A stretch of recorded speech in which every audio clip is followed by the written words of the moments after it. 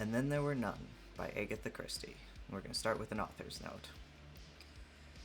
I had written this book because it was so difficult to do that the idea had fascinated me. 10 people had to die without it becoming ridiculous or the murderer being obvious. I wrote the book after a tremendous amount of planning, and I was pleased with what I had made of it. It was clear, straightforward, baffling, and yet had a perfectly reasonable explanation. In fact, it had to have an epilogue in order to explain it. It was well received and reviewed, but the person who was really pleased with it was myself, for I knew better than any critic how difficult it had been. Agatha Christie. 10 Little Soldier Boys. Oh, and we are going to be doing the Soldier Boys poem version with Soldier Island. We are not going to be doing the original version, which had Indian Island, for obvious reasons. So yeah, I found this one. But the first one I ever read was the Indian Island one, so I was very surprised when I got older and found the soldier one. And then realized exactly why that change had been made. But yeah, just so you know, there are 2 versions out there, so if you happen to find an Indian Island one, you aren't too confused by it. That's just one that was published earlier. 10 little soldier boys went out to dine. One choked his little self, and then there were 9. 9 little soldier boys sat up very late. One overslept himself, and then there were 8. 8 little soldier boys traveling in Devon.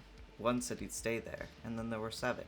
7 little soldier boys chopping up sticks. One chopped himself in half, and then there were 6. 6 little soldier boys playing with a hive. A bumblebee stung one, and then there were 5. 5 little soldier boys going in for law. One got caught in chancery, and then there were 4. 4 little soldier boys going out to sea. A red herring swallowed one, and then there were 3. 3 little soldier boys walking in the zoo. A big bear hugged one, and then there were 2. 2 little soldier boys sitting in the sun. One got frizzled up, and then there was 1. 1 little soldier boy left all alone. He went and hanged himself, and then there were none. Frank Green, 1869.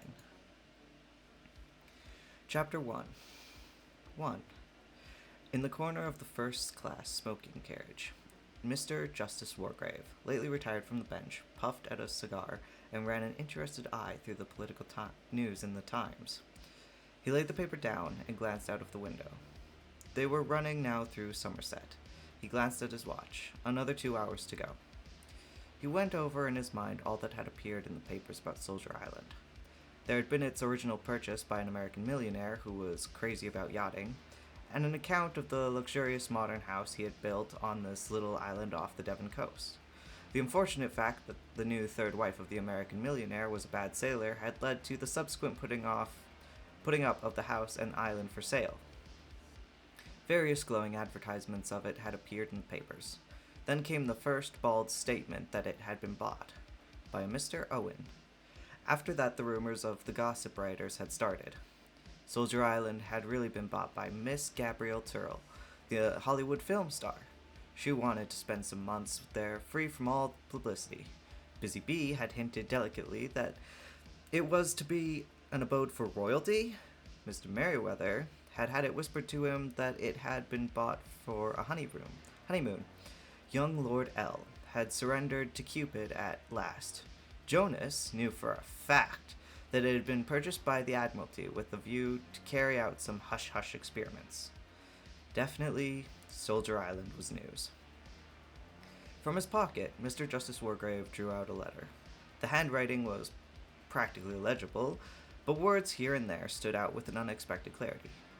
Dearest Lawrence, such years since I heard anything of you. Must come to Soldier Island, the most enchanting place. So much to talk over. Old days. Communion with nature. Bask in sunshine. 12:40 from Paddington. Meet you at Oakbridge. And his correspondent signed herself with a flourish. His ever Constance Comington. Mr. Justice Wargrave cast his mind to remember when exactly he had last seen Lady Constance Comington. It had to be 8 years ago. She had been going to Italy to bask in the sun and be at one with nature and the contadini. contadini. Later, he had heard she had proceeded to Syria, where she proposed to bask in yet a stronger sun and live at one with nature and the Bedouin. Constance Comington, he reflected to himself, was exactly the sort of woman who would buy an island and surround herself with mystery. Nodding his head in gentle approval of his logic, Mr. Justice Wargrave allowed his head to nod. He slept. 2. Vera Claythorne, in a third-class carriage with 5 other travelers in it, leaned her head back and shut her eyes. How hot it was traveling by train today. It would be nice to get to the sea. Really a great piece of luck getting this job. When you wanted a holiday post, it nearly always meant looking after a swarm of children. Secretarial holiday posts were much more difficult to get. Even the agency hadn't held out much hope. And then the letter had come. I have received your name from the Skilled Women's Agency together with their recommendation. I understand they know you personally. I shall be glad to pay you the salary you ask, and shall expect you to take up your duties on August 8th. The train is the 12:40 from Paddington, and you will be met at Oakbridge Station. I enclosed 5 one-pound notes for expenses. Yours truly, Una Nancy Owen. And at the top was the stamped address. Soldier Island, Sticklehaven, Devon. Soldier Island. Why, there had been nothing else in the papers lately. All sorts of hints and interesting rumors, though probably they were mostly untrue. But the house had certainly been built by a millionaire, and was said to be absolutely the last word in luxury. Vera Claythorne, tired by a recent strenuous term at school, thought to herself, being a games mistress at a third-class school isn't much of a catch. If only I could get a job at some decent school. And then, with a cold feeling around her heart, she thought, but I'm lucky to even have this. After all, people don't like a coroner's inquest, even if the coroner did acquit me of all blame. He had even complimented her on her presence of mind and courage, she remembered. For an inquest, it couldn't have gone better, and Mrs. Hamilton had always been kind to her, had been kindness itself to her, and Hugo. Only Hugo, but she wouldn't think of Hugo. Suddenly, in spite of the heat, in the carriage she shivered, and wished she wasn't going to the sea. A picture rose clearly before her mind. Cyril's head bobbing up and down, swimming to the rock. Up and down, and herself swimming in easy practice strokes after him, cleaving her way through the water, but knowing, only too surely, that she wouldn't be in time. The sea, its deep blue, warm blue, morning spent lying out on the sands. Hugo, who had said he loved her. She must not think of Hugo. She opened her eyes and frowned across at the man opposite her.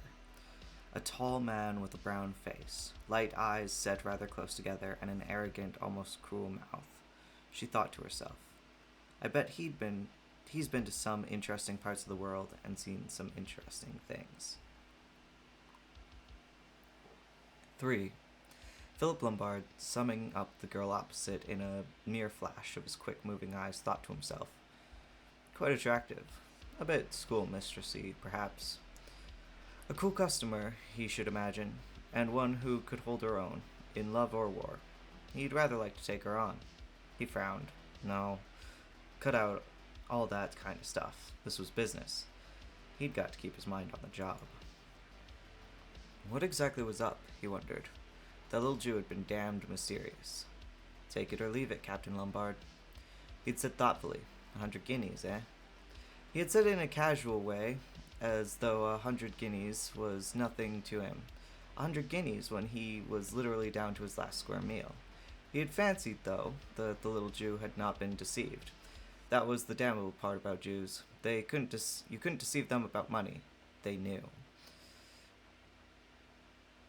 I would like to remind everyone that this was written in, like, the 50s. So that's fun.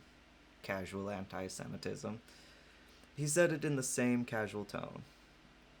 And you can't give me any further information? Mr. Isaac Morris had shaken his little bald head very positively. No, Captain Lombard, the matter rests there. It is understood by my client that your reputation is that of a good man in a tight place. I am empowered to hand you 100 guineas in return, for which you will travel to Sticklehaven, Devon. The nearest station is Oakbridge. You will be met there and motored to Sticklehaven, where a motor launch will convey you to Soldier Island. There you will hold yourself at the disposal of my client. Lombard had said abruptly.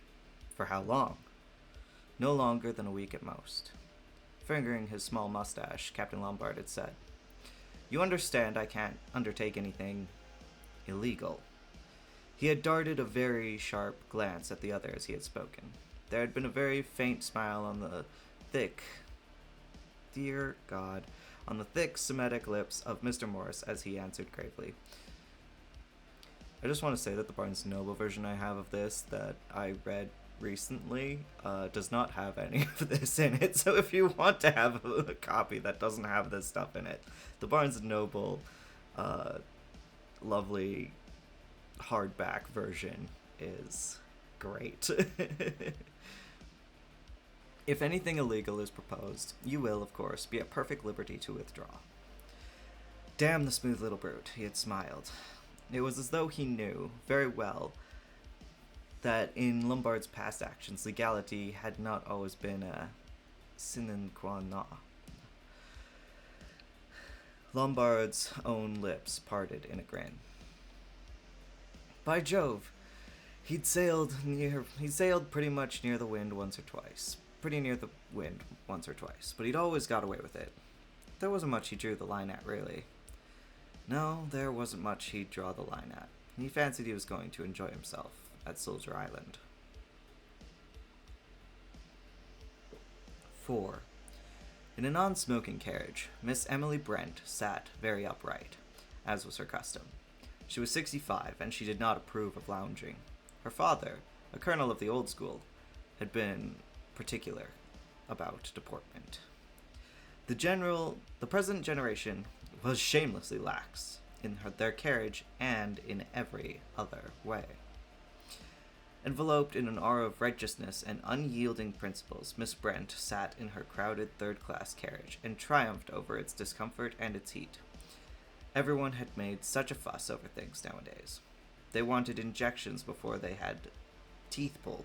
They took drugs if they couldn't sleep. They wanted easy chairs and cushions, and the girls allowed their figures to slop about anyhow and lay about half naked on the beaches in summer. Miss Brent's lips set closely. She would like to make an example of certain people. She remembered last year's summer holiday. This year, however, it would be quite different. Soldier Island. Mentally, she reread the letter, which she had already read so many times. Dear Miss Brent, I do hope you remember me. We were together at Belhaven Guest House in August some years ago. We seem to have so much in common. I am starting a guest house of my own on an island off the coast of Devon. I think there is really an opening for a place where there is good plain cooking and a nice old-fashioned type of person. None of this nudity and gramophones half the night. Rude, I like a gramophone. I shall be very glad if you could see your way to spending your summer holiday on Soldier Island, quite free, as my guest. Would early in August suit you? Perhaps the 8th? Yours sincerely, U.N.O. What was the name? The signature was rather difficult to read. Emily Brent thought impatiently. So many people write their signatures quite illegibly. She let her mind run back over the people in Belhaven. She had been there 2 summers running. There had been that nice middle-aged woman, Miss... Now, what was her name? Her father had been a canon, and there had been that Mrs. Orman? No, surely it was Oliver. Yes, Oliver. Soldier Island. There had been things in the paper about Soldier Island. Something about a film star? Or was it an American millionaire? Of course, often those places went very cheap. Islands didn't suit everybody. They thought the idea was romantic, but when they came to live there, they realized the disadvantages and were only too glad to sell. Emily Brent thought to herself, she'll be getting a free holiday at any rate. With her income so much reduced, and so many dividends not being paid, that was indeed something to take into consideration. If only she could remember a little bit more about Mrs. What was it? Miss Oliver. General MacArthur looked out of the... Oh, sorry. 5. General MacArthur looked out of the carriage window. The train was just coming to Exeter, where he went to change. Damnable, these slow branch line trains.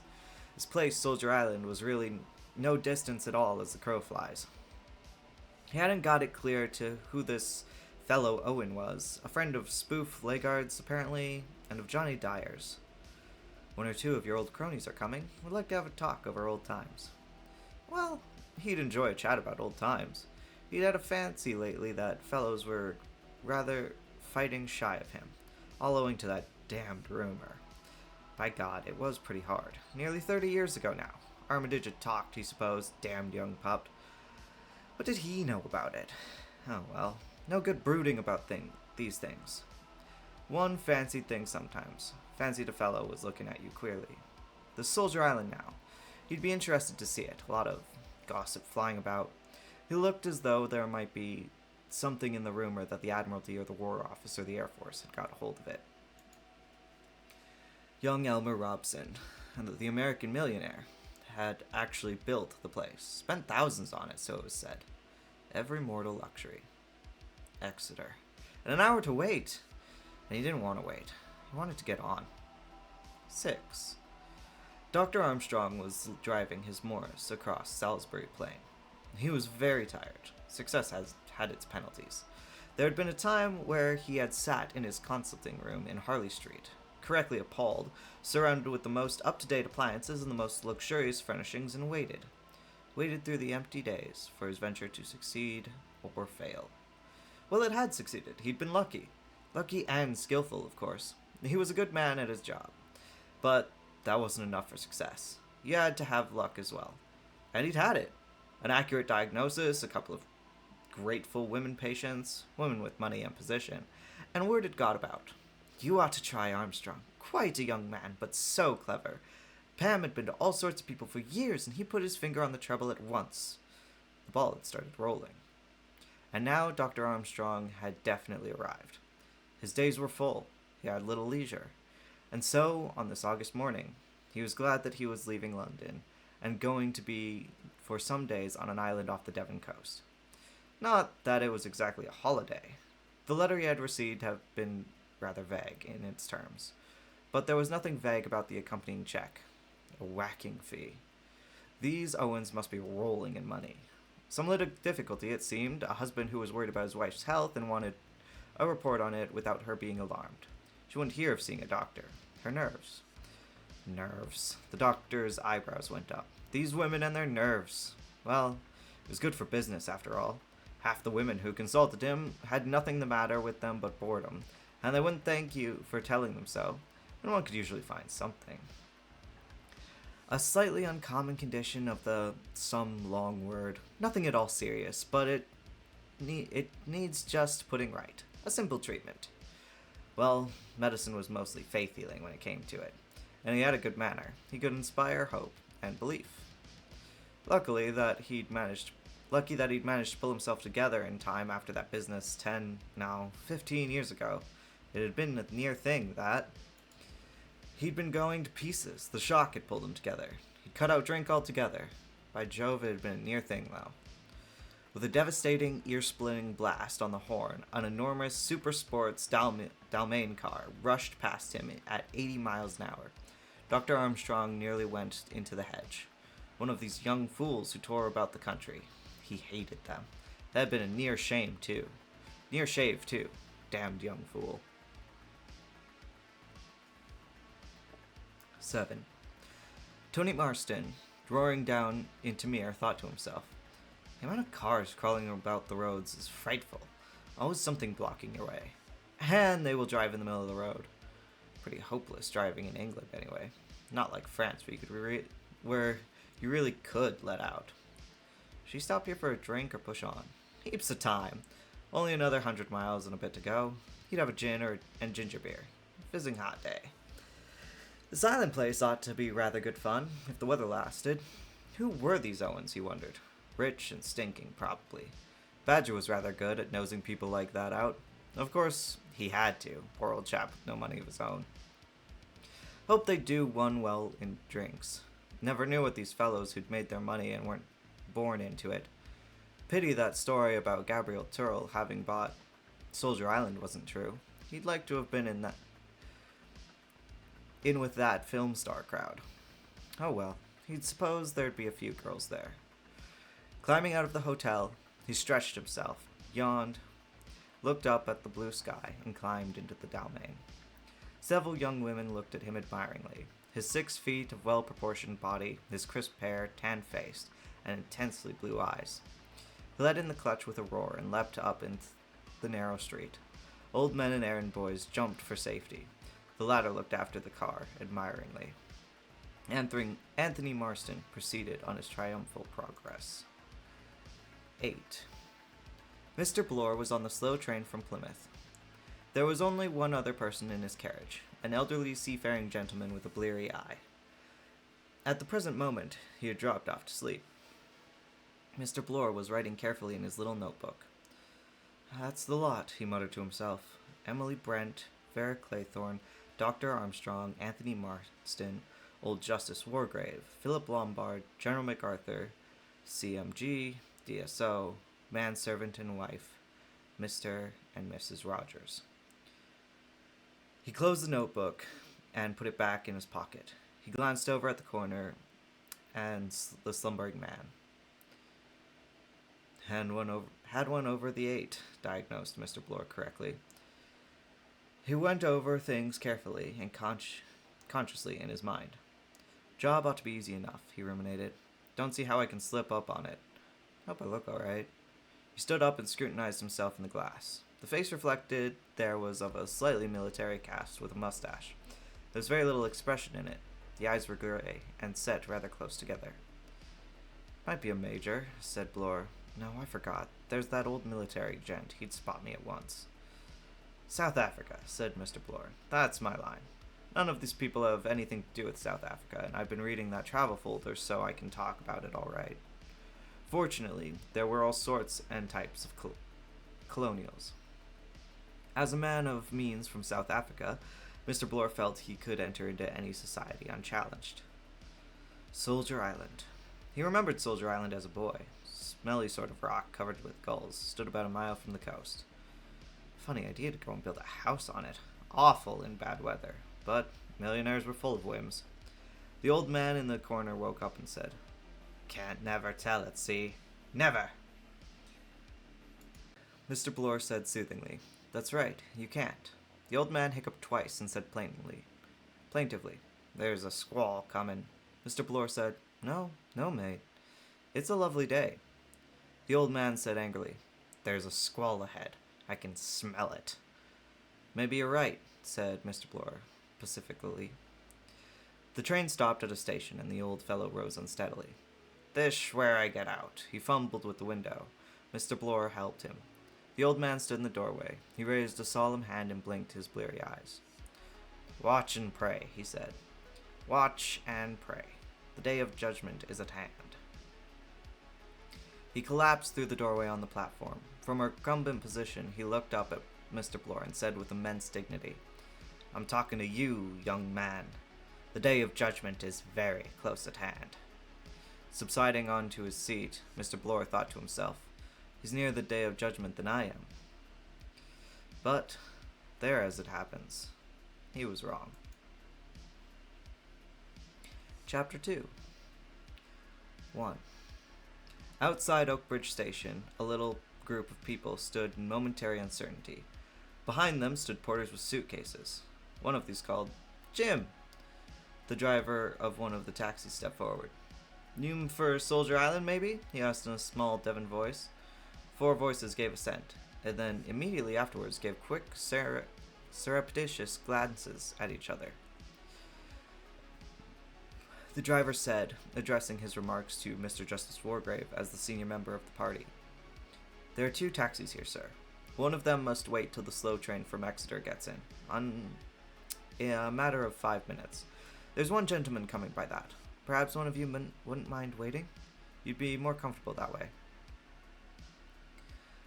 Vera Claythorne, her own secretarial position clear in her mind, spoke at once. "I'll wait," she said, "if you will go on." She looked at the other three. Her glance and voice had that slight suggestion of command in it that comes from having occupied a position of authority. She might have been directing which tennis sets the girls were to play in. Miss Brent said stiffly, "Thank you," bent her head, and entered one of the taxis, the door of which the driver was holding open. Mr. Justice Wargrave followed her. Captain Lombard said, "I'll wait with Miss Claythorne," said Vera. "My name is Lombard, Philip Lombard." The porters were piling luggage on the taxi. Inside, Mr. Justice Wargrave said with due legal caution, "Beautiful weather we're having." Miss Brent said, "Yes, indeed." A very distinguished old gentleman, she thought to herself, quite unlike the usual type of man in seaside guest houses. Evidently Mrs. or Miss Oliver had good connections. Mr. Justice Wargrave inquired, "Do you know this part of the world well?" "I have been to Cornwall and to Torquay, but this is my first visit to this part of Devon." The judge said, "I am also unacquainted with this part of the world." The taxi drove off. The driver of the second taxi said, "Like to sit inside while you're waiting?" Vera said decisively, "Not at all." Captain Lombard smiled. He said, "That sunny wall looks more attractive, unless you'd rather go inside the station." "No, indeed. It is so delightful to get out of that stuffy train." He answered, "Yes, traveling by train is rather trying in this weather." Vera said conventionally, "I do hope it lasts. The weather, I mean. Our English summers are so treacherous." With a slight lack of originality, Lombard asked, "Do you know this part of the world well?" "No, I've never been here before." She added quickly, conscientiously, determined to make her position clear at once, "I haven't even seen my employer yet." "Your employer?" "Yes, I'm Mrs. Owen's secretary." "Oh, I see." Just imperceptibly, his manner changed. It was slightly more assured, easier in tone. He said, "Isn't that rather unusual?" Vera laughed. "Oh, no, I don't think so. Her own secretary was suddenly taken ill, and she wired to an agency for a substitute, and they sent me. So that was it. And suppose you don't like the post when you've got there?" Vera laughed. "Oh, it's only temporary. A holiday post. I've got a permanent job at a girls' school. As a matter of fact, I'm frightfully thrilled at the prospect of seeing Soldier Island. There's been such a lot about it in the papers." Is it really very fascinating?" Lombard said, "I don't know. I haven't seen it." "Oh, really? The Owens are frightfully keen on it, I suppose. What are they like? Do tell me." Lombard thought, "Awkward, this. Am I supposed to have met them or not?" He said quickly, "There's a wasp crawling up your arm. No, keep quite still." He made a convincing pounce. "There, it's gone." "Oh, thank you. There are a lot of wasps about this summer." "Yes, I suppose it's the heat. Who are we waiting for, do you know?" "Haven't the least idea." The loud, drawn-out scream of an approaching train was heard. Lombard said, "That will be the train now." It was a tall, soldierly old man who appeared at the exit from the platform. His gray hair was clipped close, and he had a neatly trimmed white mustache. His porter, staggering slightly under the weight of the solid leather suitcase, indicated Vera and Lombard. Vera came forward in a competent manner. She said, "I'm Mrs. Owen's secretary. There is a car here waiting." She added, "This is Mr. Lombard." The faded blue eyes, shrewd in spite of their age, sized up Lombard. For a moment of judgment showed in them, had there been anyone to read it. Good-looking fellow. Something just a little wrong about him. The three of them got into the waiting taxi.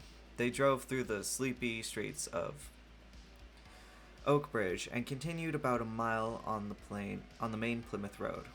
Then they plunged into a maze of cross-country lanes, steep, green, and narrow. General MacArthur said, "Don't know this part of Devon at all. My little place is in East Devon, just on the borderline of Dorset." Vera said, "It really is lovely here. The hills and the red earth, everything's so green and luscious looking." Philip Lombard said critically, "It's a bit shut in. I like open country myself, where you can see what's coming." General MacArthur said to him, "You've seen a bit of the world, I fancy." Lombard shrugged his shoulders disparagingly. I've knocked about here and there, sir. He thought to himself. He'll ask me now if I was old enough to be in the war. These old boys always do. But General MacArthur did not mention the war. 2. They came up over a steep hill and down a zigzag track to Sticklehaven, a mere clutter of cottages with a fishing boat or two drawn up on the beach. Illuminated by the setting sun, they had their first glimpse of Soldier Island jutting up out of the sea to the south.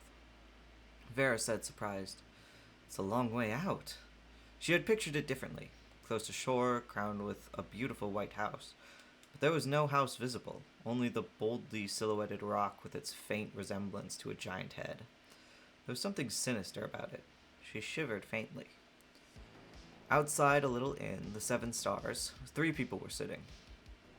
There was the hunched elderly figure of the judge, the upright form of Miss Brent, and a third man, a big, bluff man who came forward and introduced himself. "Thought we might as well wait for you," he said. "Make one trip of it. Allow me to introduce myself. Name's Davis. Natal. South Africa's my natal spot." Ha ha. He laughed breezily. Mr. Justice Wargrave looked at him with active malevolence. He seemed to be wishing he could order the court to be cleared. Miss Emily Brant was clearly not sure if she liked colonials. "Anyone care for a little nip before we embark?" asked Mr. Davis hospitably. Nobody assenting to this position, Mr. Davis turned and held up a finger. "Mustn't delay, then. Our good host and hostess will be expecting us," he said. You might have noticed that a curious constraint came over the other members of the party. It was as though the mention of their host and hostesses had a curiously paralyzing effect upon the guests. In response to Davis's beckoning finger, a man detached himself from a nearby wall against which he was leaning and came up to them. His rolling gait proclaimed him as a man of the sea. He had a weather-beaten face and dark eyes with a slightly evasive expression. He spoke in his soft Devon voice. "Will you be ready to start for the island, ladies and gentlemen? The boat's waiting. There's 2 gentlemen coming by car, but Mr. Owen's orders was not to wait for them, as they might arrive at any time." The party got up. Their guide led them along a small stone jetty, alongside it a motorboat was laying. Emily Brent said, "That's a very small boat." The boat's owner said persuasively, "She's a fine boat, that, ma'am. You could go to Plymouth in her as easy as winking." Mr. Justice Wargrave said sharply, "There are a good many of us." "She'll take double the number, sir," Philip Lombard said in his pleasant, easy voice. It's quite all right. Glorious weather, no swell." Rather doubtfully, Miss Brent permitted herself to be helped into the boat. The others followed suit. There was as yet no fraternizing among the party. It was as though each member of it was puzzled by the other members.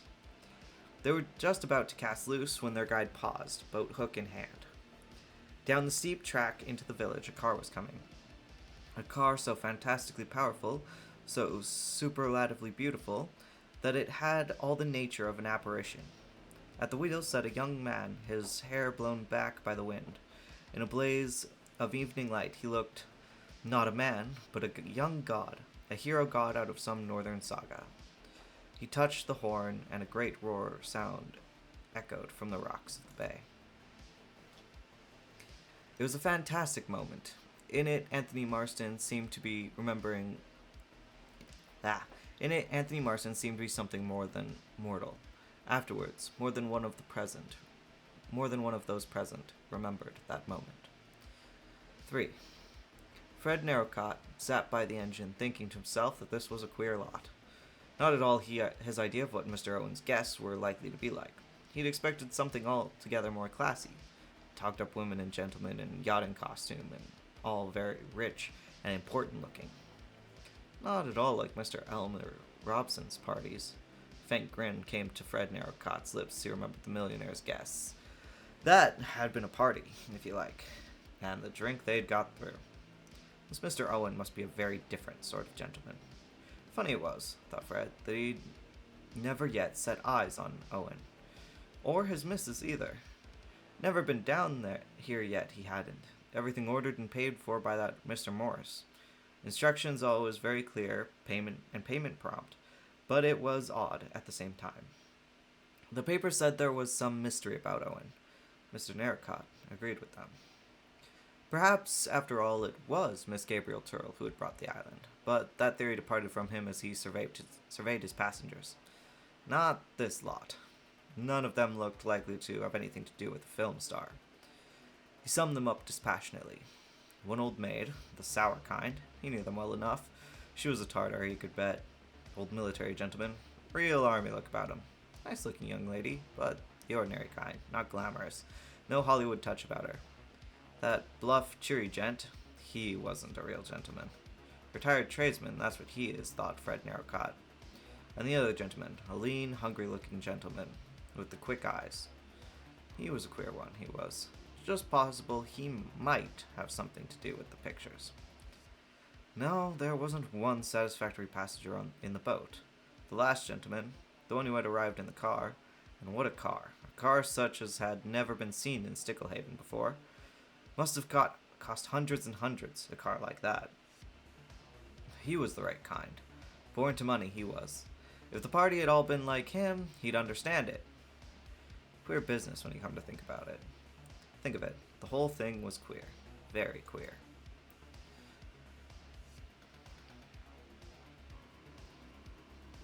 Four. The boat churned its way around the rock. Now, at last, the house came into view. The south side of the island was quite different. It shelved gently down to the sea. The house was there facing south. Low and square and modern-looking, with rounded windows letting in all the light. An exciting house, a house that lived up to expectation. Fred Narracott shut off the engine. They nosed their way gently into a little natural inlet between the rocks. Philip Lombard said sharply, "Must be difficult to land here in dirty weather." Fred Narracott said cheerfully, "Can't land on Soldier Island when there's a southeasterly. Sometimes 'tis cut off for a week or more." Vera Claythorne thought, "Catering must be very difficult. That's the worst of an island. All the domestic problems are so worrying." The boat landed against the rocks. Fred Narracott jumped out, and he and Lombard helped the others to alight. Narracott made the boat fast to a ring in the rock. Then he led the way up the steps cut in the cliff. General MacArthur said, "Ha! Delightful spot!" But he felt uneasy. Damned odd sort of place. As the party ascended the steps and came out on the terrace above, their spirits revived. In the open doorway of the house, a correct butler was awaiting them, and something about his gravity reassured them. And then the house itself was really most attractive, the view from the terrace magnificent. The butler came forward, bowing slightly. He was a tall, lank man, gray-haired and very respectful. He said, "Will you come this way, please?" In the wide hall, drinks stood ready, rows of bottles. Anthony Marston's spirits cheered up a little. He'd just been thinking this was a rum kind of show, none of his lot. What could old Badger have been thinking about to let him in for this? However, the drinks were all right. Plenty of ice, too. What was it the butler chap was saying? Mr. Owen, unfortunately delayed, unable to get here till tomorrow. Instructions, everything they wanted. If they would like to go to their rooms, dinner would be at 8 o'clock. 5. Vera had followed Mrs. Rogers upstairs. The woman had thrown open a door at the end of the passage, and Vera had walked into a delightful bedroom with a big window that opened wide upon the sea and another looking east. She uttered a quick exclamation of pleasure. Mrs. Rogers was saying, "I hope you've got everything you want, miss." Vera looked around. Her luggage had been brought up and had been unpacked. At one side of the room, the door stood open into a pale blue tinted bathroom. She said quickly, "Yes, everything, I think." "You'll ring the bell if you want anything, miss." Mrs. Rogers had a flat, monotonous voice. Vera looked at her curiously. What a white, bloodless ghost of a woman. Very respectable looking, with her hair dragged back from her face and her black dress. Queer light eyes that shifted the whole time from place to place. Vera thought, she looks frightened of her own shadow. Yes, that was it. Frightened. She looked like a woman who walked in mortal fear. A little shiver passed down Vera's back. What on earth was the woman afraid of? She said pleasantly, "I'm Mrs. Owen's new secretary. I expect you know that." Mrs. Rogers said, "No, miss. I don't know anything. Just the list of ladies and gentlemen and what rooms they were to have." Vera said, "Mrs. Owens didn't mention me?" Mrs. Rogers' eyelashes flickered. "I haven't seen Mrs. Owens. Not yet. We only came here 2 days ago." Extraordinary people, these Owens, thought Vera. Aloud she said, "What staff is there here?" "Just me and Rogers, miss." Vera frowned. 8 people in the house, 10 with the host and hostess, and only one married couple to do for them. Mrs. Rogers said, "I'm a good cook, and Rogers is handy about the house. I didn't know, of course, that there would be such a large party." Vera said, "But you can manage?" "Oh yes, miss, I can manage. If there's to be large parties often, perhaps Mrs. Owens could get extra help in." Vera said, "I expect so." Mrs. Rogers turned to go. Her feet moved noiselessly over the ground. She drifted from the room like a shadow. Vera went over to the window and sat down on the window seat. She was faintly disturbed. Everything, somehow, was a little queer. The absence of the Owens, the pale ghost-like Mrs. Rogers, and the guests. Yes, the guests were queer too. An oddly assorted party. Vera thought, I wish I'd seen the Owens. I wish I knew what they were like. She got up and walked restlessly about the room.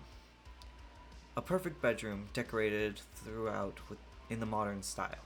Off-white rugs and the gleaming parquet floor, faintly tinted walls, a long mirror surrounded by lights, a mantelpiece bare of ornaments save for an enormous block of white marble shaped like a bear, a piece of modern sculpture in which was an inset clock. Over it, in a gleaming chromium frame, was a big square of parchment, a poem. She stood in front of the fireplace and read it. It was the old nursery rhyme that she remembered from her childhood days. 10 little soldier boys went out to dine. One choked his little self, and then there were 9. 9 little soldier boys sat up very late. One overslept himself, and then there were 8. 8 little soldier boys traveling in Devon. One said he'd stay there, and then there were 7. 7 little soldier boys chopping up sticks. One chopped himself in halves, and then there were 6. 6 little soldier boys playing with a hive. A bumblebee stung one, and then there were 5. 5 little soldier boys going in for law. One got caught in chancery, and then there were 4. 4 little soldier boys going out to sea. A red herring swallowed one, and then there were 3. 3 little soldier boys walking in the zoo. A big bear hugged one, and then there were 2. 2 little soldier boys sitting in the sun. One got frizzled up, and then there was 1. 1 little soldier boy left all alone. He went and hanged himself, and then there were none. Vera smiled. Of course, this was Soldier Island. She went and sat again by the window, looking out to sea. How big the sea was! From here, there was no land to be seen anywhere. Just a vast expanse of blue water rippling in the evening sun. The sea. So peaceful today, sometimes so cruel. The sea that dragged you down to its depths. Drowned, found drowned, drowned at sea. Drowned. No, she wouldn't remember. She would not think of it. All that was over.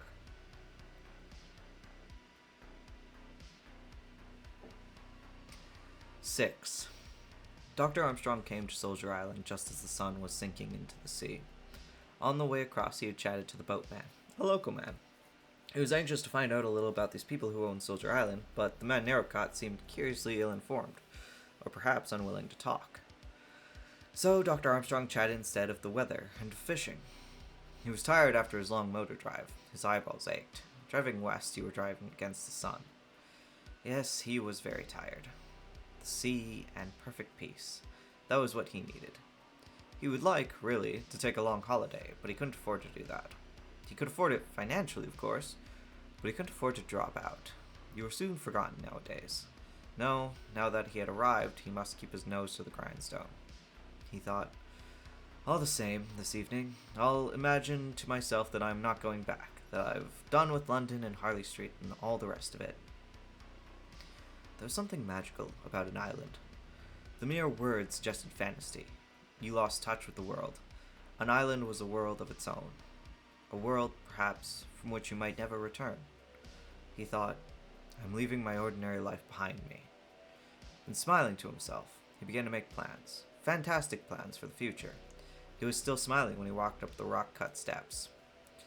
In a chair on the terrace, an old gentleman was sitting, and the sight of him was vaguely familiar to Dr. Armstrong. Where had he seen that frog-like face, that tortoise-like neck, that hunched-up attitude? Yes, and those pale, shrewd little eyes. Of course, old Wargrave. He'd given evidence once before him. Almost looked half asleep, but was shrewd as could be when it came to a point of law. Had a great power with a jury.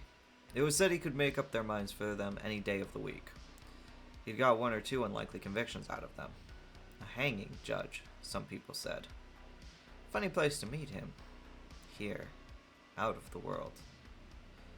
7. Mr. Justice Wargrave thought to himself, Armstrong. I remember him in the witness box. Very correct and cautious. All doctors are damned fools. Harlow Street ones are the worst of all of the lot. And his mind dwelt malevolently on a recent interview he had had with a suave personage in that very street. Aloud, he grunted. Drinks are in the hall. Dr. Armstrong said, I must go and pay my respects to my host and hostess. Mr. Justice Wargrave closed his eyes again, looking decidedly reptilian, and said, You can't do that. Dr. Armstrong was startled. Why not? The judge said, No host and hostess.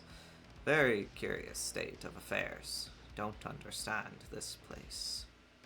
Dr. Armstrong stared at him for a minute. When he thought the old gentleman had actually gone to sleep, Wargrave said suddenly, Do you know Constance Calmington? No, I'm afraid I don't. It's of no consequence, said the judge. Very vague woman, and practically unreadable handwriting. I was just wondering if I'd come to the wrong house. Dr. Armstrong shook his head and went up to the house. Mr. Justice Wargrave reflected on the subject of Constance Cummington. Undependable, like all women. This guy's such a toad, but he's so funny to me sometimes. His mind went on to the two women in the house, the tight-lipped old maid and the girl. He didn't care for the girl, cold-blooded young hussy. No, 3 women if you count the Rogers woman. Odd creature. She looks scared to death. Respectable pair. Knew their job. Rogers coming out on the terrace that minute, the judge asked him, Is Lady Constance Calmington expected? Do you know? Rogers stared at him. No, sir, not to my knowledge. The judge's eyebrows rose, but he only grunted. He thought, Soldier Island, eh? There's a fly in the ointment. 8. Anthony Marston was in his bath. He luxuriated in the steaming water. His limbs had felt cramped after his long drive. Very few thoughts passed through his head. Anthony was a creature of sensation, and of action. He thought to himself, Must go through with it, I suppose, and thereafter dismissed everything from his mind. Warm, steaming water, tired limbs, presently a shave, cocktail, dinner, and after. 9. Mr. Bloor woke up, tying his tie. He wasn't very good at this sort of thing. Did he look alright? He supposed so. Nobody had been exactly cordial to him. Funny the way they all eyed each other, as though they knew. Well, it was up to him. He didn't mean to bungle his job. He glanced up at the framed nursery rhyme over the mantelpiece. Neat touch having that there. He thought, I remember this island when I was a kid. Never thought I'd be doing this sort of job in a house here. Good thing, perhaps, that one can't foresee the future. 10. General MacArthur was frowning to himself. Damn it all. The whole thing was deuced odd. Not at all what he'd been led to expect. For 2 pins, he'd made an excuse and getaway. Throw up the whole business. But the motorboat had gone back to the mainland. He'd have to stay. That fellow Lombard now, he was a queer chap. Not straight. He'd swear the man wasn't straight. 11. As the gong sounded, Philip Lombard came out of his room and noiselessly and walked to the head of the stairs. He moved like a panther, smoothly and noiselessly. There was something of the panther about him, altogether, a beast of prey, pleasant to the eye. He was smiling to himself. A week, eh? He was going to enjoy that week. 12. In her bedroom, Emily Brent, dressed in a black silk, ready for dinner, was reading her Bible. Her lips moved as she followed the words. The heathen are sunk down in the pit that they made. In the net which they hid is their own foot taken. The Lord is known by the judgment which he executeth. The wicked is snared in the work of his own hands. The wicked shall be turned into hell. Her lips tight closed, she shut the Bible. Rising, she pinned the cairngorm brooch at her neck and went down to dinner. Chapter 3. 1. Dinner was drawing to a close. The food had been good, the wine perfect. Rogers waited well. Everyone was in better spirits. They had begun to talk to each other with more freedom and intimacy. Mr. Justice Wargrave, mellowed by the excellent port, was being amusing. In a caustic fashion, Dr. Armstrong and Tony Marston were listening to him. Miss Brent chatted to General MacArthur. They had discovered some mutual friends. Vera Claythorne was asking Mr. Davis intelligent questions about South Africa. Mr. Davis was quite fluent on the subject. Lombard listened to the conversation. Once or twice he looked up quickly, his eyes narrowed. Now and then his eyes played around the table, studying the others. Anthony Marston said suddenly, "Quaint these things, aren't they?" In the center of the round table, on a circular glass stand, were some china figures. "Soldiers," said Tony. "Soldier Island, I suppose that's the idea." Vera leaned forward. "I wonder, how many are there? 10? "Yes, 10 there are," Vera cried. "What fun! They're the 10 little soldier boys of the nursery rhyme, I suppose. In my bedroom, the rhyme is framed and hung up over the mantelpiece." Lombard said, "In my room, too." "In mine." "In mine." Everyone joined in the chorus. Vera said, "It's an amusing idea, isn't it?" Mr. Justice Wargrave grunted, "Remarkably childish," and helped himself to port. Emily Brent looked at Vera Claythorne. Vera Claythorne looked at Miss Brent. The two women rose. In the drawing room, the French windows were open to the terrace, and the sound of the sea murmuring against the rocks came up to them. Emily Brent said, "Pleasant sound." Vera said sharply, "I hate it." Miss Brent's eyes looked at her in surprise. Vera flushed. She said more composedly, "I don't think this place would be very agreeable in a storm." Emily Brent agreed. "I've no doubt the house is shut up in winter," she said. "You'd never get servants to stay here, for one thing." Vera murmured, "It must be difficult to get servants anyway." Emily Brent said, "Mrs. Oliver has been lucky to get these two. The woman's a good cook." Vera thought, funny how elderly people always get names wrong. She said, "Yes, I think Mrs. Owen has been very lucky indeed." Emily Brent had brought a small piece of embroidery out of her bag. Now, as she was about to thread her needle, she paused. She said sharply, "Owen. Did you say Owen?" "Yes." Emily Brent said sharply, "I've never met anyone called Owen in my life." Vera stared. "But surely—" She did not finish her sentence. The door opened, and the men joined them. Rogers followed them into the room with the coffee tray. The judge came and sat down by Emily Brent. Armstrong came up to Vera. Tony Marston strolled to the open window. Blore studied with naive surprise at the statue in brass, wondering perhaps if its bizarre angularities were really supposed to be the female figure. General MacArthur stood with his back to the mantelpiece. He pulled at his little white mustache. That had been a damned good dinner. His spirits were rising. Lombard turned over the pages of Punch that lay with the other papers on the table by the wall. Rogers went round with the coffee tray. The coffee was good, really black and very hot. The whole party had dined well. They were satisfied with themselves and with life. The hands of the clock pointed to 20 minutes past 9. There was a silence, a comfortable, replete silence.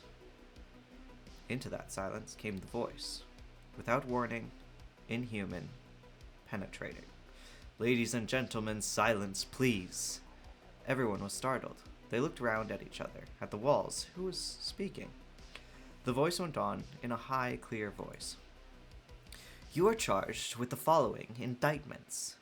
Edward George Armstrong, that you did, upon the 14th of March, 1925, cause the death of Louisa May Cleese. Emily Carolyn Brent, that upon the 5th of November, 1931, you were responsible for the death of Beatrice Taylor. William Henry Bloor, that you brought about the death of James Stephen Landor on October 10th, 1928. Vera Elizabeth Claythorne, that on the 11th day of August, 1935, you killed Cyril Ogilvy Hamilton, Philip Lombard, that upon a date in February 1932, you were guilty of the death of 21 men, members of an East African tribe.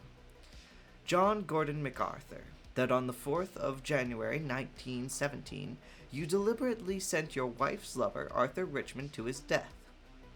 Anthony James Marston, that upon the 14th day of November last, you were guilty of the murder of John and Lucy Combs. Thomas Rogers and Ethel Rogers, that on the 6th of May, 1929, you brought about the death of Jennifer Brady. Lawrence John Wargrave, that upon the 10th day of June, 1930, you were guilty of the murder of Edward Seton.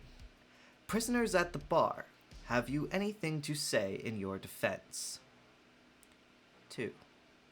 The voice had stopped. There was a moment's petrified silence and then a resounding crash. Rogers had dropped the coffee tray. At the same moment, from somewhere outside the room, came a scream and the sound of a thud. Lombard was the first to move. He leapt to the door and flung it open. Outside, lying in a huddled mass, was Mrs. Rogers. Lombard called, "Marston!" Anthony sprang to help him. Between them, they lifted up the woman and carried her into the drawing room. Dr. Armstrong came across quickly. He helped them lift her onto the sofa and bent over her. He said quickly, "It's nothing. She's fainted, that's all. She'll be round in a minute." Lombard said to Rogers, "Get some brandy." Rogers, his face white, his hands shaking, murmured, "Yes, sir," and slipped quickly out of the room. Vera cried out, "Who was that speaking? Where was he? It sounded... General MacArthur spluttered out, "What's going on here? What kind of practical joke was that?" His hand was shaking. His shoulders sagged. He looked suddenly 10 years older. Bloor was mopping his face with a handkerchief. Only Mr. Justice Wargrave and Miss Brent seemed comparatively unmoved. Emily Brent sat upright, her head held high.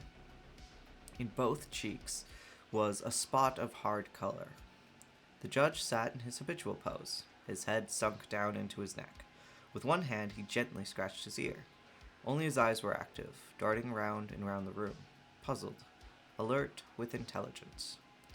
Again, it was Lombard who acted. Armstrong was busy with the collapsed woman. Lombard was free once more to take the initiative. He said, "That voice, it sounded as though it were in the room."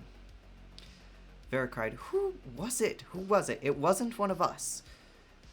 Like the judge, Lombard's eyes wandered slowly out of the room. They rested a minute on the open window, and then he shook his head decisively. Suddenly, his eyes lighted up. He moved forward swiftly to where a door near the fireplace led in the adjoining room. With a swift gesture, he caught the handle and flung the door open. He passed through and immediately uttered an exclamation of satisfaction. He said, "Ah, here we are." The others crowded after him. Only Miss Brent remained alone, sitting erect in her chair. Inside the second room, at a table that had been brought up close to the wall which adjoined the drawing room, on the table was a gramophone, an old-fashioned type, with a large trumpet attached. The mouth of the trumpet was against the wall. Lombard, pushing it aside, indicated there were 2 or 3 small holes which had been unobtrusively bored through the wall. Adjusting the gramophone, he replaced the needle on the record, and immediately they heard again. "You are charged with the following indictments," Vera cried. Turn it off, it's horrible!" Lombard obeyed. Dr. Armstrong, with a sigh of relief. "A disgraceful and heartless practical joke, I suppose." The small, clear voice of Mr. Justice Wargrave murmured. "So you think it's a joke, do you?" The doctor stared at him. What else could it be? The hand of the judge gently stroked his upper lip. He said, "At the moment, I'm not prepared to give an opinion." Anthony Marston broke in. He said, "Look here. There's one thing you've forgotten. Who the devil turned the thing on and set it going?" Wargrave murmured, "Yes, I think we must inquire into that." He led the way back to the drawing room. The others followed. Rogers had come in with a glass of brandy. Miss Brent was bending over the moaning form of Mrs. Rogers. Adroitly, Rogers slipped between the 2 women. "Allow me, madam. I must speak to her. Ethel? Ethel, it's all right. All right, do you hear? Pull yourself together." Mrs. Rogers' breath came in quick gasps. Her eyes, frightened eyes, went round and round the ring of faces. There was an urgency in Rogers' tone. "Pull yourself together, Ethel." Dr. Armstrong spoke to her soothingly. "You'll be all right now, Mrs. Rogers. Just a nasty turn," she said. "Did I faint, sir?" "Yes." "It was the voice, that awful voice, like a judgment." Her face turned green again. Her eyelids fluttered. Dr. Armstrong said sharply, "Where's that brandy?" Rogers had put it down on a little table. Someone handed it to the doctor, and he bent over the gasping woman with it. "Drink this, Mrs. Rogers." She drank, choking a little and gasping. The spirit did her good. The color returned to her face, and she said, "I'm all right now. It just gave me a turn." Rogers said quickly, "Of course it did. It gave me a turn, too. Fair made me drop that tray. Wicked lies it was. I'd like to know—" He was interrupted. It was only a cough, a dry little cough, but it had the effect of stopping him in full cry. He stared at Mr. Justice Wargrave, and the latter coughed again. Then he said, "Who put that on that record? On the gramophone? Was it you, Rogers?" Rogers cried, "I didn't know what it was. Before God, I didn't know what it was, sir. If I had, I'd have never done it." The judge said dryly, "That is probably true, but I think you'd better explain, Rogers." The butler wiped his face with a handkerchief. He said earnestly, "I was just obeying orders, sir, that's all." "Whose orders?" "Mr. Owen's." Mr. Justice Wargrave said, "Let me get this quite clear. Mr. Owen's orders were—" "What, exactly?" Rogers said, "I was to put a record on the gramophone. I'd find the record in the drawer, and my wife was to start the gramophone when I'd gone into the drawing room with the coffee tray." The judge murmured, "A very remarkable story." Rogers cried, "It's the truth, sir. I swear to God it's the truth. I didn't know what it was, not for a moment. It had a name on it. I thought it was just a piece of music." Wargrave looked at Lombard. Was there a title on it?" Lombard nodded. He grinned suddenly, showing his white, pointed teeth. He said, "Quite right, sir. It was entitled Swan Song." 3. General MacArthur broke out suddenly. He exclaimed, "The whole thing is preposterous! Preposterous! Slinging accusations about like this. Something must be done about it. This fellow Owen, whoever he is—" Emily Brent interrupted. She said sharply, "That's just it. Who is he?" The judge interposed. He spoke with the authority that a lifetime in the courts had given him. He said, "That is exactly what we must go into very carefully. I should suggest that you get your wife to bed first of all, Rogers. Then come back here." "Yes, sir." Dr. Armstrong said, "I'll give you a hand, Rogers." Leaning on the 2 men, Mrs. Rogers tottered out of the room. When they had gone, Tony Marston said, "Don't know about you, sir, but I could do with a drink." Lombard said, "I agree." Tony said, "I'll go and forage." He went out of the room. He returned a second or two later. Found them all waiting on a tray outside, ready to be brought in. He set down his burden carefully. The next minute or two was spent in disposing drinks. General MacArthur had a stiff whiskey, and so did the judge. Everyone felt the need of a stimulant. Only Emily Brent demanded and obtained a glass of water. Dr. Armstrong re-entered the room. "She's all right," he said. "I've given her a sedative to take." "What's that, a drink? I could do with one." Several of the men refilled their glasses. A moment or two later, Rogers re-entered the room. Mr. Justice Wargrave took charge of the proceedings. The room became an impromptu court of law. The judge said, "Now then, Rogers, we must get to the bottom of this. Who is this Mr. Owen?" Rogers stared. "He owns the place, sir." "I'm aware of that fact. What I want you to tell me is what you, yourself, know about the man." Rogers shook his head. "I can't say, sir. You see, I've never met him." There was a faint stir in the room. General MacArthur said, "You've never seen him? What do you mean?" "We've only been here just under a week, sir. My wife and I. We were engaged by letter through an agency, the Regina Agency in Plymouth." Bloor nodded. "Old established firm," he volunteered. Wargrave said, "Have you got that letter?" "The letter engaging us? No, sir, I didn't keep it." "Go on with your story. You were engaged, you say, by letter." "Yes, sir. We were to arrive on a certain day. We did. Everything was in order here. Plenty of food in stock, and everything very nice. Just needed dusting and that." "What next?" "Nothing, sir. We got orders, by letter again, to prepare for rooms for a house party, and then yesterday, by the afternoon post, I got another letter from Mr. Owen. It said he and Mrs. Owen were detained, and to do the best we could, and it gave instructions about dinner and coffee and putting on the gramophone record." The judge said sharply, "Surely you've got that letter." "Yes, sir, I've got it here." He produced it from a pocket. The judge took it. He said. "Headed Ritz Hotel," and typewritten. With a quick movement, Bloor was beside him. He said, if you'll just let me have a look." He twitched it out of the other's hands and ran his eye over it. He murmured, "Coronation machine. Quite new, no defects. Ensign paper. The most widely used make. You won't get anything out of that.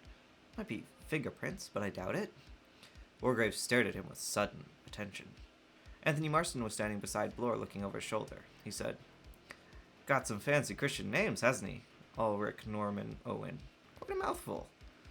The judge said with a slight start, I am obliged to you, Mr. Marston. You have drawn my attention to a curious and suggestive point." He looked around at the others, thrusting his neck forward like an angry tortoise. He said, "I think the time has come for us all to pool our information. It would be well, I think, for everybody to come forward with all the information they have regarding the owner of this house." He paused and then went on. "We are all his guests. I think it would be profitable if each of us were to explain exactly how that came about." There was a moment's pause, and then Emily Brent spoke with decision. "There's something very peculiar about all this," she said. "I received a letter with a signature that was not very easy to read. It purported to be from a woman I had met at a certain summer resort 2 or 3 years ago. I took the name to be either Ogden or Oliver. I am acquainted with a Mrs. Oliver, and also with a Miss Ogden. I am quite certain that I have never met or become friendly with anyone of the name of Owen." Mr. Justice Wargrave said, "You have that letter, Miss Brent?" "Yes. Yes, I will fetch it for you." She went away and returned a minute later with the letter. The judge read it. He said, "I begin to understand. Miss Claythorne." Very explained the circumstances of her secretarial engagement. The judge said, "Marston." Anthony said, "Got a wire from Palamine, Badger Berkeley. Surprised me at the time because I had an idea the old horse had gone to Norway. Told me to roll up here." Again, Wargrave nodded. He said, "Dr. Armstrong?" "I was called in professionally." "I see. You have no previous acquaintanceship with the family." "No, a colleague of mine was mentioned in the letter." The judge said, "To give verisimilitude, yes, and that colleague, I presume, was momentarily out of touch with you. Well, yes. Lombard, who had been staring at Blore, said suddenly, "Look here, I've just thought of something." The judge lifted a hand. "In a minute. But We will take one thing at a time, Mr. Lombard. We are at present inquiring into the causes which have resulted in our being assembled here tonight. General MacArthur." Pulling out his mustache, the general muttered, "Got a letter from this fellow Owen. Mentioned some pals of mine who were to be here. Hope I'd excuse informal invitation. Haven't kept the letter, I'm afraid."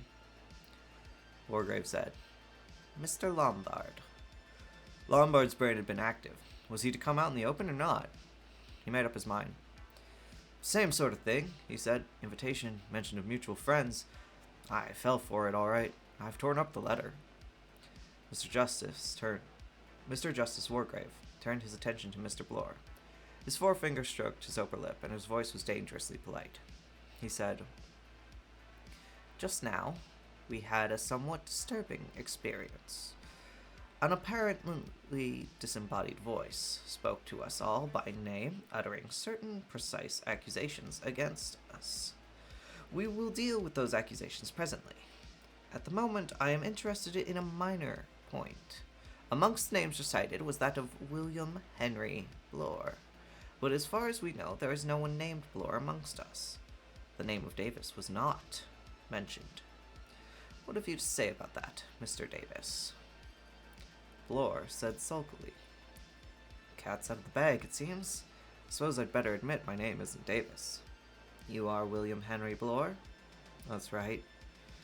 "I will add something, Mr. Lombard. Not only are you here under a false name, Mr. Blore, but in addition I've noticed this evening that you're a first-class liar. You claim to come from Natal, South Africa. I know South Africa and Natal, and I am prepared to swear that you've never set foot in South Africa in your life."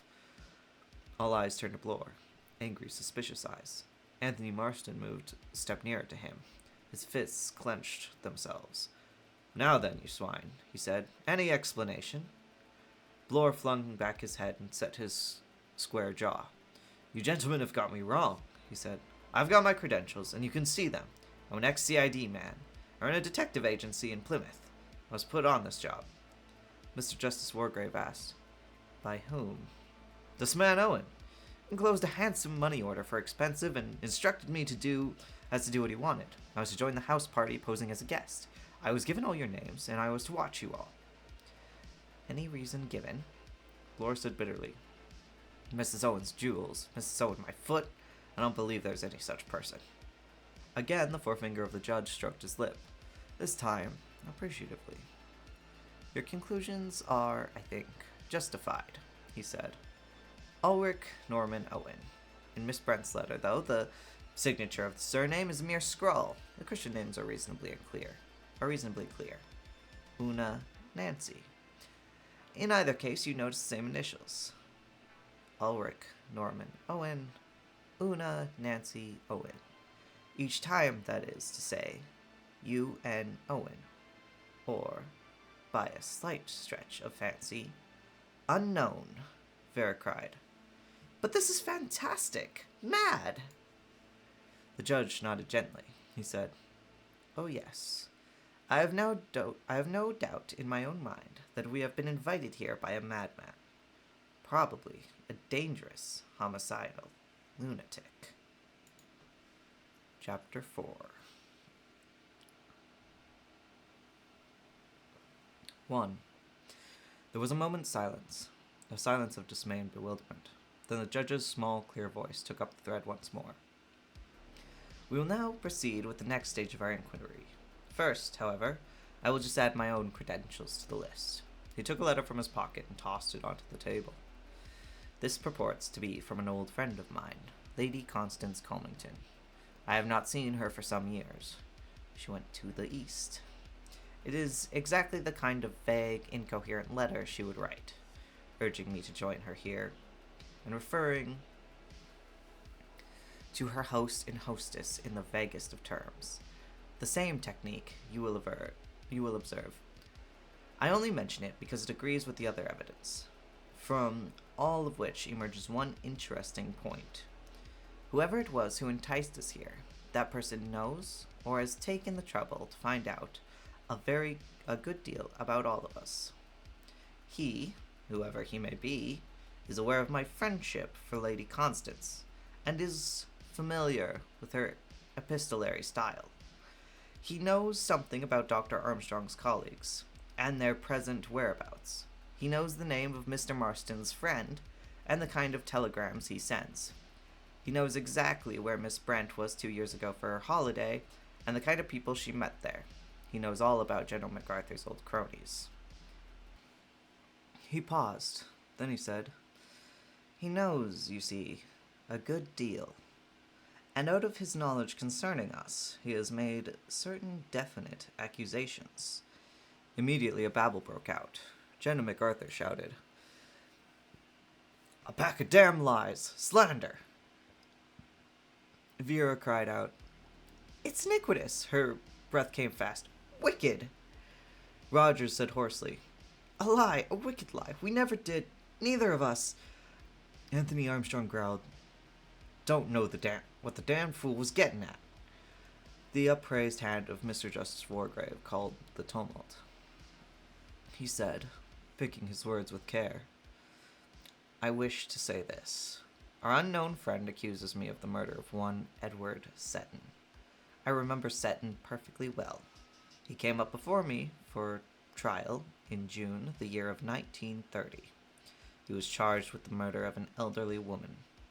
He was very ably defended and made a good impression on the jury in the witness box. Nonetheless, on the evidence, he was certainly guilty. I summed up accordingly, and the jury brought in a verdict of guilty. In passing sentence of death, I concurred with the verdict. An appeal was lodged on the grounds of misdirection. The appeal was rejected, and the man was duly executed. I wish to say before you all that my conscience is perfectly clear on the matter. I did my duty, and nothing more. I passed sentence on a rightly convicted murderer." Armstrong was remembering now. The Seton case. The verdict had come as a great surprise. He had met Matthews, Casey, on one of the days of the trial, dining at a restaurant. Matthews had been confident. Not a doubt on the verdict. Acquittal practically certain. And then afterwards he had heard comments. Judge was dead against him. Turned the jury right round and they brought him in guilty. Quite legal, though. Old Wargrave knows his law. It was almost as though he had a private down on the fellow. All these memories rushed through the doctor's mind. Before he could consider the wisdom of the question, he had asked impulsively, "Did you know Seton and all? I mean, previously to the case?" The hooded reptilian eyes met his. In a clear, cold voice, the judge said, "I knew nothing of Seton previously to the case." Armstrong said to himself, "Fellow's lying. I know he's lying." 2. Vera Claythorne spoke in a trembling voice. She said, "I'd like to tell you about that child, Cyril Hamilton. I was nursery governess to him. He was forbidden to swim out far. One day when my attention was distracted, he started off. I swam after him. I couldn't get there in time. It was awful, but it wasn't my fault. At the inquest, the coroner exonerated me, and his mother, she was so kind, even if she didn't blame me. Why should this awful thing be said? It's not fair. Not fair." She broke down, weeping bitterly. General MacArthur patted her shoulder. He said, There, my dear. Of course, it's not true. Fellow's a madman. A madman. Got a bee in his bonnet. Got hold of the wrong end of the stick all round." He stood erect, squaring his shoulders. He barked out, "Best really to leave this sort of thing unanswered. However, I feel I ought to say, no truth whatever in what he said about, young Arthur Richmond. Richmond was one of my officers. Sent him on a reconnaissance. He was killed. Natural course of events in wartime. Wish to say resent very much. Slur on my wife. Best woman in the world, absolutely. Caesar's wife." General MacArthur sat down. His shaking hand pulled at his mustache. The effort to speak had cost him a good deal. Lombard spoke. His eyes were amused. He said, "About those natives. Marston said. What about him? Philip Lombard grinned. Story's quite true. I left him. Matter of self-preservation. We were lost in the bush. I and a couple of other fellows took what food there was and cleared out. Jonah MacArthur said sternly, You abandoned your men? Left them to starve? Lombard said, Not quite the act of a puka sahib, I'm afraid, but self-preservation's a man's first duty, and natives don't mind dying, you know? They don't feel about it as Europeans do. Vera lifted her hands from her face. She said, staring at him, You left them to die? Lombard answered, I left them to die. His amused eyes looked into her horrified ones. Anthony Marston said in a slow, puzzled voice, I've just been thinking. John and Lucy Combs. Must have been a couple of kids I ran over near Cambridge. Beastly bad luck. Mr. Justice Wargrave said acidly, For them or for you? Anthony said, Well, I was thinking for me, but of course you're right, sir. It was damned bad luck for them. Of course it was pure accident. They rushed out of some cottage or other. I had my license suspended for a year. Beastly nuisance. Dr. Armstrong said warmly. Speeding. No. The speeding's all wrong. All wrong. Young men like you are a danger to the community. Anthony shrugged his shoulders. He said, Speed's come to stay. English roads are hopeless, of course. Can't get up a decent pace on 'em. He looked round vaguely for his glass. Picked it up off the table and went over to the other side and helped himself to another whiskey and soda. He said over his shoulder, Well, anyway, it wasn't my fault. Just an accident. 3. The manservant, Rogers, had been moistening his lips and twisting his hands. He said now, in a low, deferential voice, If I might just say a word, sir. Lombard said, Go ahead, Rogers. Rogers cleared his throat and passed his tongue once more over his dry lips. There was mention, sir, of me and Mrs. Rogers, and of Miss Brady. There isn't a word of truth in it, sir. My wife and I were with Miss Brady till she died. She was always in poor health, sir. Always from the time we came to her. There was a storm, sir, that night. The night she was taken bad. The telephone was out of order. We couldn't get the doctor to her. I went for him, sir, on foot, but he got there too late. We'd done everything possible for her, sir. Devoted to her we were. Anyone will tell you the same. There was never a word said against us, not a word. Lombard looked thoughtfully at the man's twitching face. His dry lips, the fright in his eyes. He remembered the crash of the fallen coffee tray. He thought, but did not say. Oh, yeah. Bloor spoke in his hearty, bullying official manner. He said, Came into a little something at her death, though, eh? Rogers drew himself up. He said stiffly, Miss Brady left us a legacy in recognition of our faithful services. And why not, I'd like to know? Lombard said, What about yourself, Mr. Bloor? What about me? Your name was included on the list. Bloor went purple. Landor, you mean? That was the bank robbery, London and Commercial. Mr. Justice Wargrave stirred. He said, I remember. It didn't come before me, but I remember the case. Landor was convicted on your evidence. You were the police officer in charge of the case? Bloor said, I was. Landor got a penal servitude for life and died on Dartmoor a year later. He was a delicate man. Bloor said, He was a crook. It was he who knocked out the night watchman. The case was quite clear against him. Wargrave said slowly, You were complimented, I think, on your handling of the case. Bloor said sulkily, I got my promotion. He added in a thick voice, I was only doing my duty. Lombard laughed, a sudden ringing laugh. He said, What a duty-loving, law-abiding lot we all seem to be, myself excepted. What about you, doctor, and your little professional mistake? Illegal operation, was it? Emily Brent glanced at him in a sharp distaste and drew herself away a little. Dr. Armstrong, very much a master of himself, shook his head good-humoredly. I'm at a loss to understand the matter, he said. The name meant nothing to me when it was spoken. What was it? Cleese? Close? I really can't remember having a patient of that name. or being connected with a death in any way. Thing's a complete mystery to me. Of course, it was a long time ago. Might possibly be one of my operation cases in hospital. They come too late, so many of these people. Then when the patient dies, they consider it's the surgeon's fault. He sighed, shaking his head. He thought, drunk. That's what it was. Drunk, and I operated.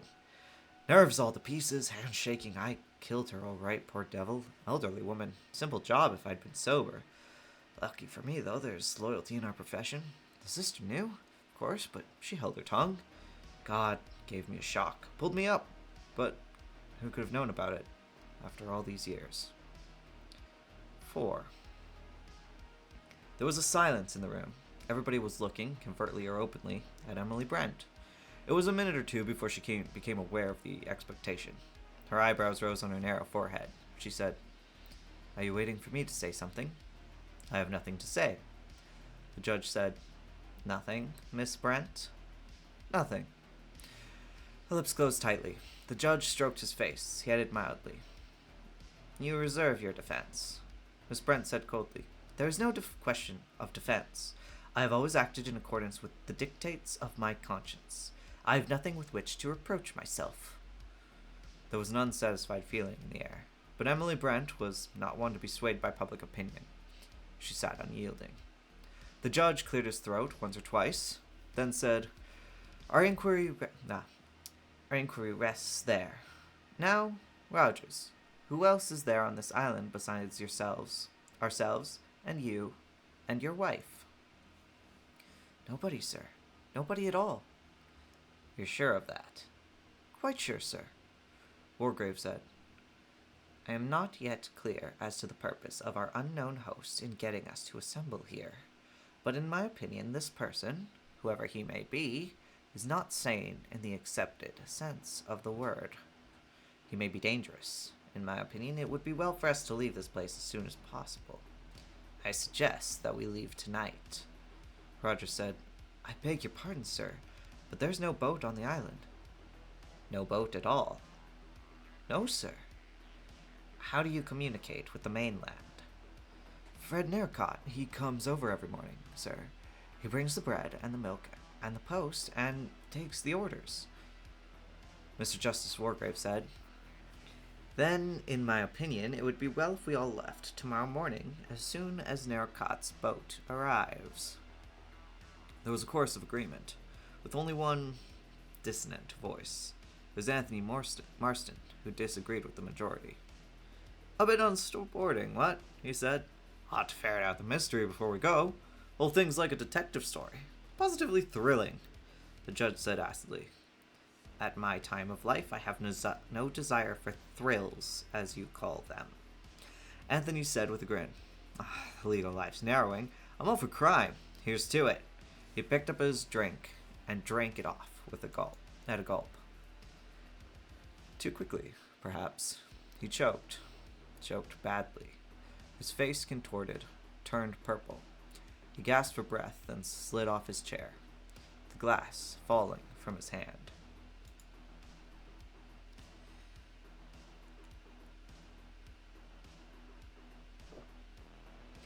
I will do one more chapter. If I'm remembering correctly, this one's pretty short, so it should be fine. Chapter 5. 1. It was so sudden and so unexpected that it took everyone's breath away. They remained stupidly staring at the crumpled figure on the ground. Then Dr. Armstrong jumped up and went over to him, kneeling beside him. When he raised his head, his eyes were bewildered.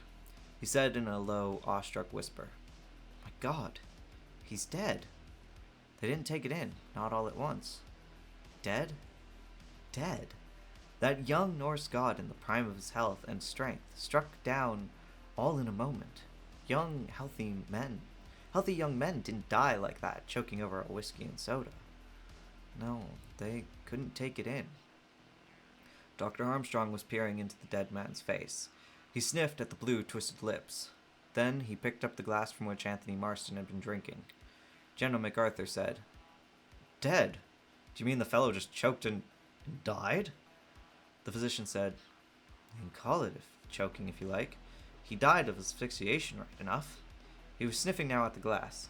He dipped a finger into the dregs and very cautiously touched the finger with the tip of his tongue. His expression altered. General MacArthur said, "Never knew a man could die like that.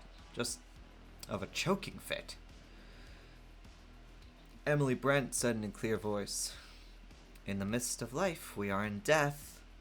Dr. Armstrong stood up. He said brusquely, "No, a man doesn't die of a mere choking fit. Marston's death wasn't what we call a natural death." Vera said in almost a whisper, "Was there something in the whiskey?"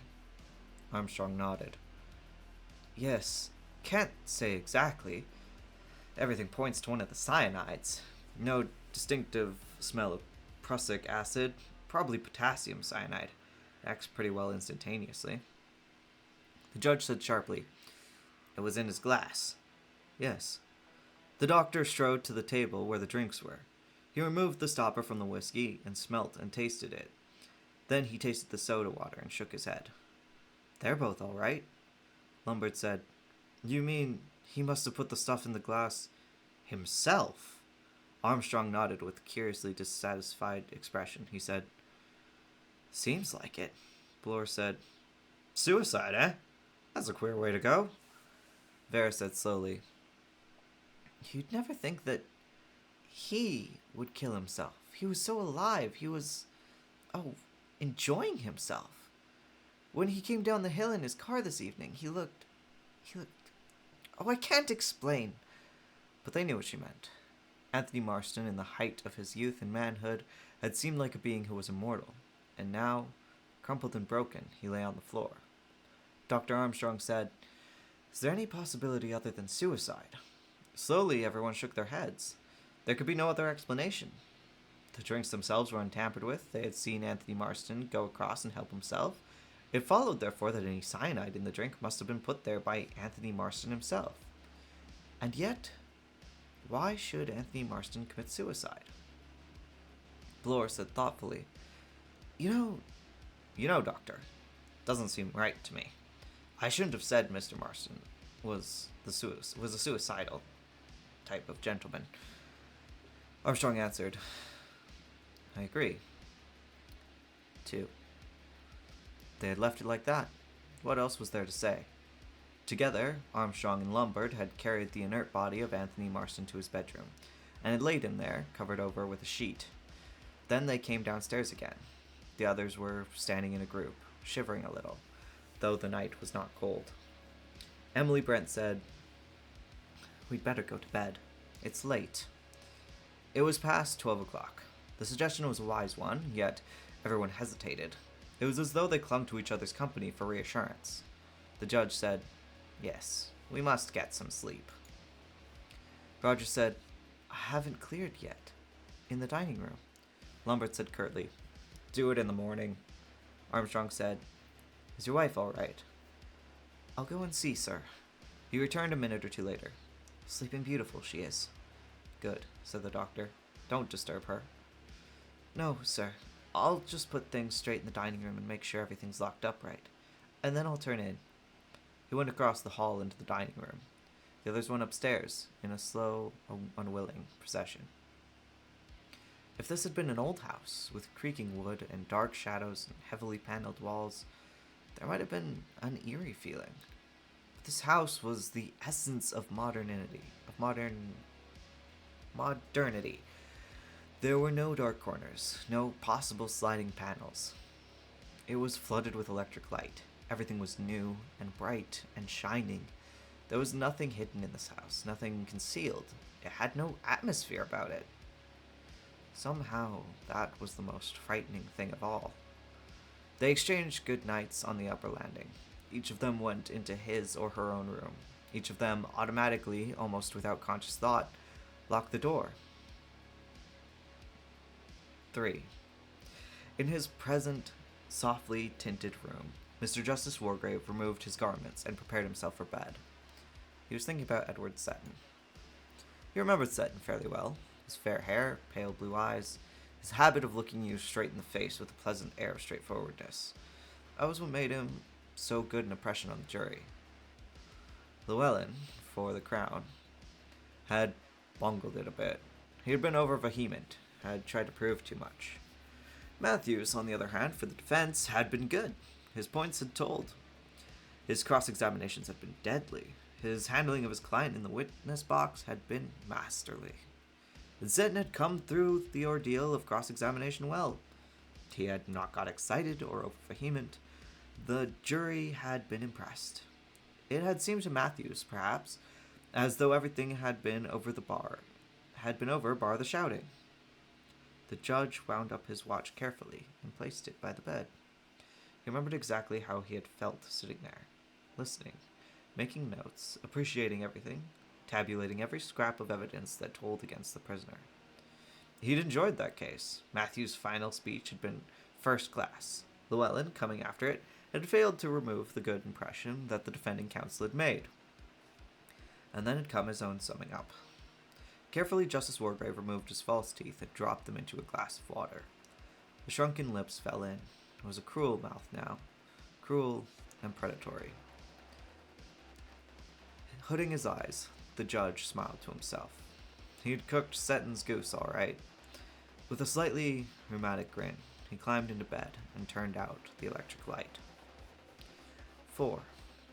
Downstairs in the dining room, Rogers stood puzzled. He was staring at the china figures in the center of the table. He muttered to himself, "That's a rum go. Could have sworn there were 10 of them."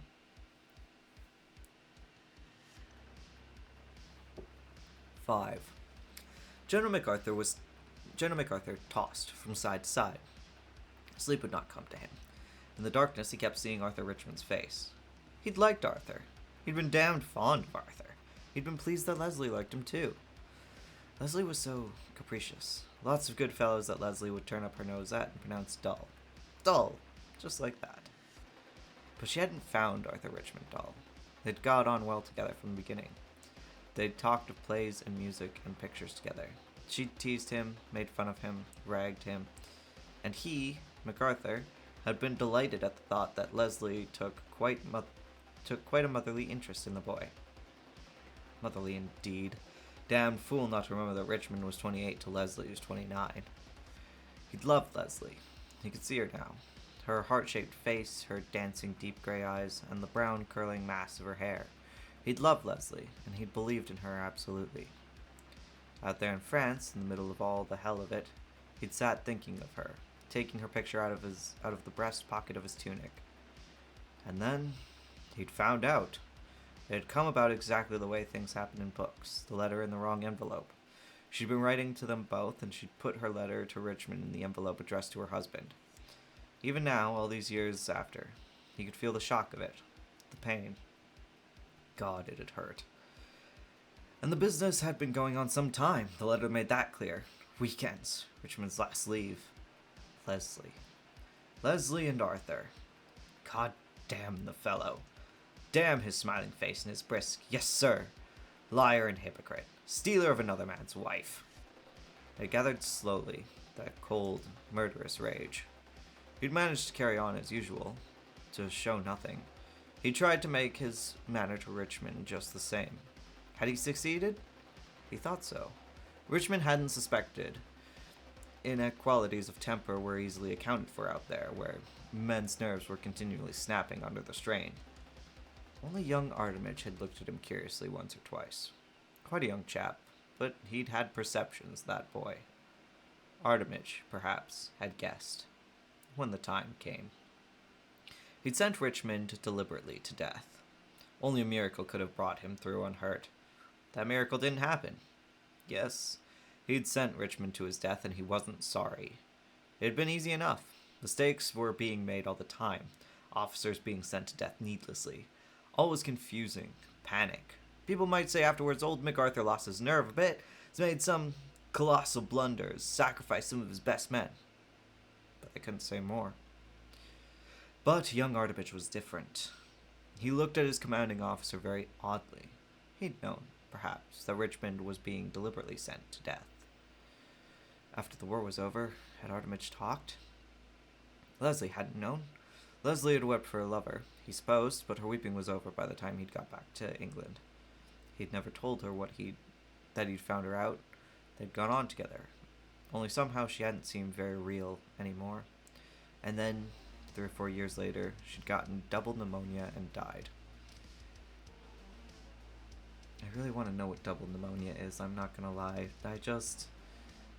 I'm gonna look that up after this.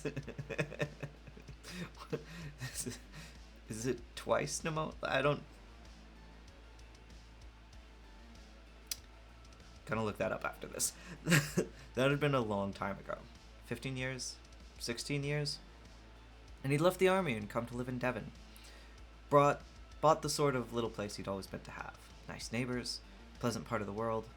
There was a bit of shooting and fishing. He'd gone to church on Sundays, but not the day that the lesson was read about David putting Uriah in the forefront of the battle. Somehow he couldn't face that. Gave him an uncomfortable feeling. Everybody had been very friendly at first, that is. Later, he'd had an uneasy feeling that people were talking about him behind his back. They eyed him differently, somehow.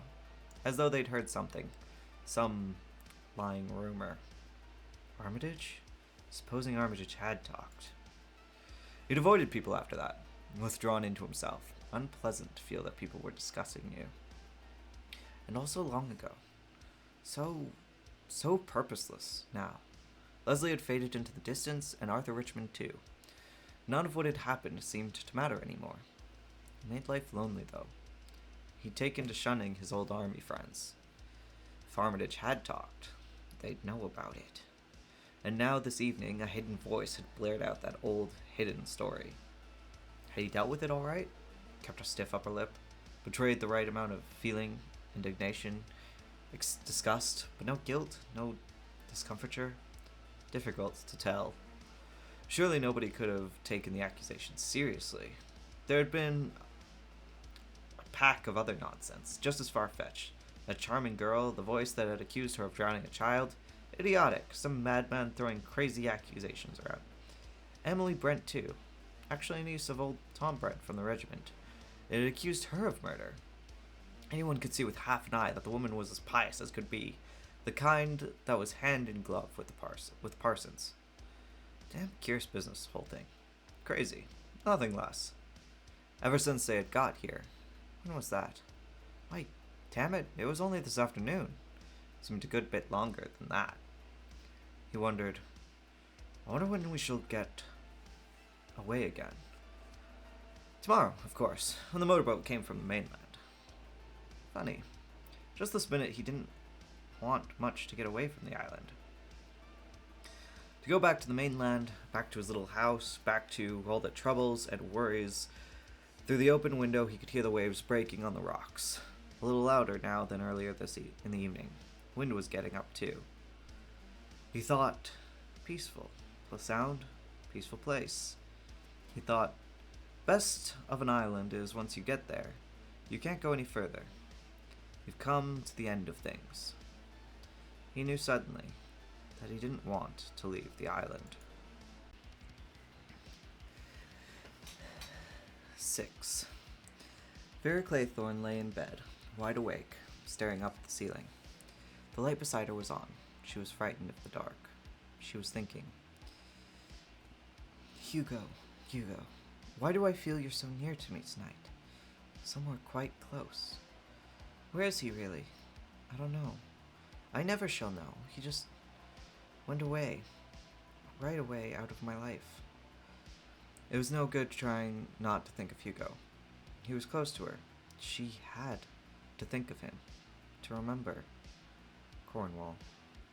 The black rocks, the smooth yellow sand, Mrs. Hamilton, stout, good-humored, Cyril, whining a little, always pulling at her hand. I want to swim out to the rock, Miss Claythorne. Why can't I swim out to the rock? Looking up, meeting Hugo's eyes watching her. The evenings, after Cyril was in bed. Come out for a stroll, Miss Claythorne. I think perhaps I will. The decorous stroll down to the beach, the moonlight, the soft Atlantic air. Then Hugo's arms around her. I love you. You know I love you, Vera. Yes, she knew. Or she thought she knew. I can't ask you to marry me. I've not got a penny. It's all I can do to keep myself. Queer, once. For 3 months I had a chance of being a rich man to look forward to. Cyril wasn't born until 3 months after Maurice died. If he'd been a girl, if the child been a girl, Hugo would have come into everything. He'd been disappointed, he admitted. I hadn't built on it, of course, but it was a bit of a knock. Oh well, luck's luck. Cyril's a nice kid. I'm awfully fond of him. And he was fond of him too. Always ready to play games or amuse his small nephew. No rancor in Hugo's nature. Cyril wasn't really strong. A puny child. No stamina. The kind of child, perhaps, who wouldn't live to grow up. And then... Miss Claythorne, why can't I swim to the rock? Irritating, whiny repetition. But it's too far, Cyril. But Miss Claythorne... Vera got up. She went to the dressing table and swallowed 3 aspirins. She thought, I wish I had some proper sleeping stuff. She thought, if I were doing away with myself, I'd take an overdose of Veronal. Something like that. Not cyanide. She shuddered as she remembered Anthony Marston's convulsed purple face. As she passed the mantelpiece, she looked up at the framed doggerel. 10 little soldier boys went out to dine. One choked his little self, and then there were 9. She thought to herself, it's horrible. Just like us this evening. Why'd Anthony Marston wanted to die? She didn't want to die. She couldn't imagine wanting to die. Death was for the other people. Alright, and then I think that's gonna be it for tonight.